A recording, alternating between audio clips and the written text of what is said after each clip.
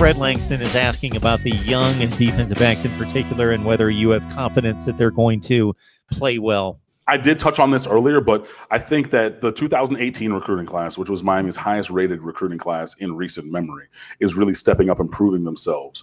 And for why they were so highly recruited. So that's Al Blades Jr., that's DJ Ivey. And I think that Ivey's going to start as cornerback to Blades Jr. is going to keep playing. He played as a freshman. He's going to play, he plays sparingly on defense. He was really a special teams standout, but I think he's going to really grow a role on the base defense. Gervin Hall, also in that same recruiting class. So those three dudes all came in last year. He's stepping up as well. Amari Carter, who's a junior, so he's not necessarily young, and he was the recruiting class before that, but obviously you're sitting behind lifelong teammates, Sheldrick Redwine and Jaquan Johnson, who, by the way, if you didn't know it, were born on the same day in the same same hospital, went to or played Optimus together, elementary, middle school, high school, college. Like they played together, they were together their entire lives, literally from when they came into the world. It's kind of crazy, but those were both seniors, so you're playing behind them. So even Amari Carter is like a younger type dude.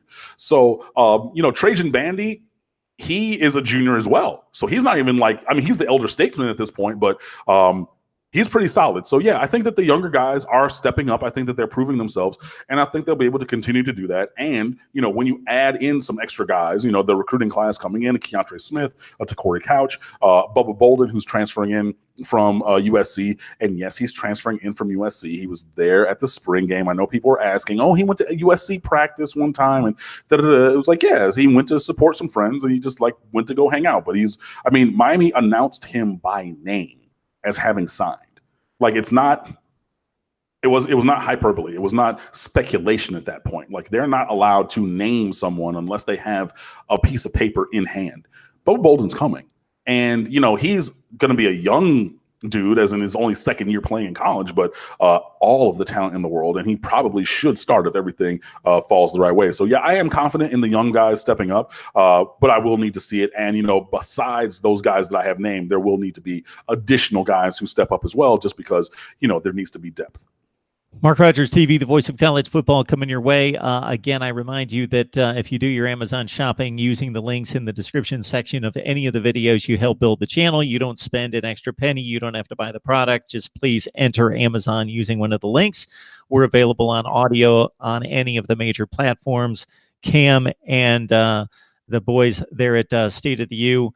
Please join them for Miami athletics coverage across the board. And, of course, football. Power Hitter P, I believe, has the summary question of the night, which I was going to spit out at some point. Everyone, keep in mind, if I didn't get to your comments and questions, that's obviously impossible. We would be here all night, and they would just continue because I missed hundreds, easily dozens, probably in the hundreds of questions and comments, and many of them are repeated over analysis that Cam has hit on over the last several weeks.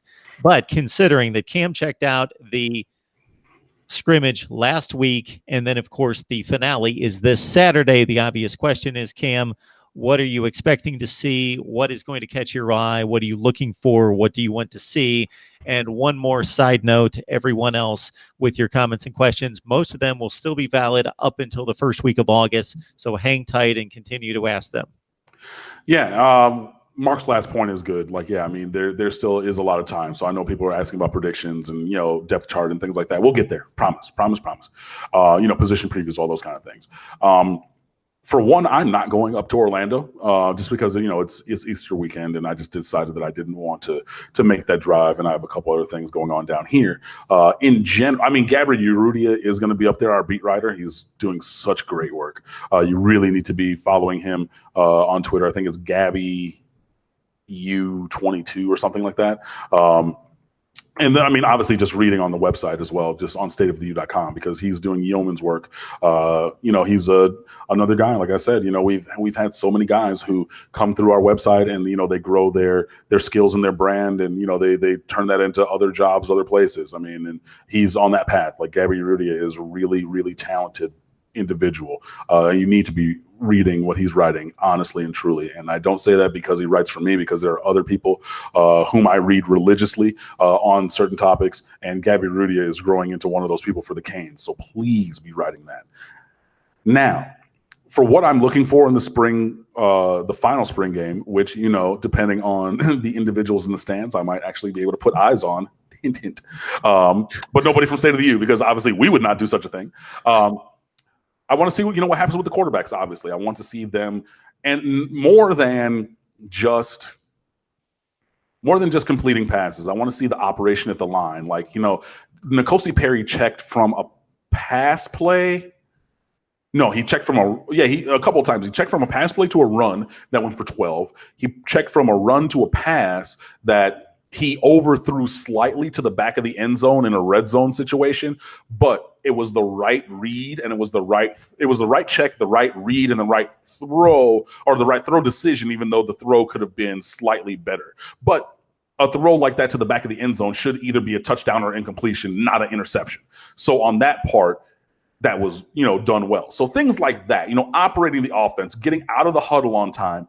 And obviously we didn't really, I should have, but, checking the penalties and things, because there were multiple times that it would have been a delay of game, but obviously in a scrimmage, you're going to kind of let that go so the offense gets the rep, but you got to go back and look at those things. So, quarterback for one, offensive line for two is a thing, who plays where, what is the rotation, and what is their effectiveness, and things like that. And then, just, want to see the progression of the young guys, and see, the progression of the young guys. So that would be three.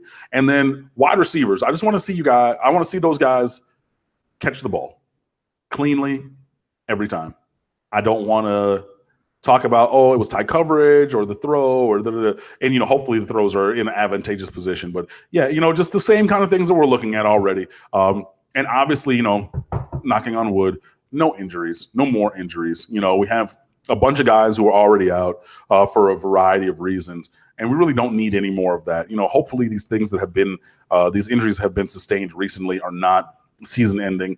Bradley Jennings Jr., I'm really not hopeful for that, because it looked very bad. But we don't need any more injuries. No more Zach McLeod with a wrist, or John Ford with a wrist, or, a minor knee scope for two wide receivers, for different issues. I don't want to see any of that, so that would be the number 5. But, really, just no injuries getting through it, a clean operation on offense, obviously quarterbacks playing well, offensive line, and then, the young guys in the secondary, just like the guy asked about. Those would be the things that I would want to see or hear about, evaluating from this final spring game, and then just moving forward. This is the list of content that I just made last night in regards to what we'll provide here in the next few weeks. Spring game recaps, of course, from this past weekend, and then coming up on the 20th and the 27th. My schedule formula of the way to fix college football scheduling that I've produced and posted in years gone by, but I'll do a new version. College football playoff indicator, schedule rankings, plus projected records for everyone coming up in 2019. Notre Dame and why their affiliation with the ACC is a farce, and railing on non-conference scheduling, which will lead into the scheduling formula that I propose.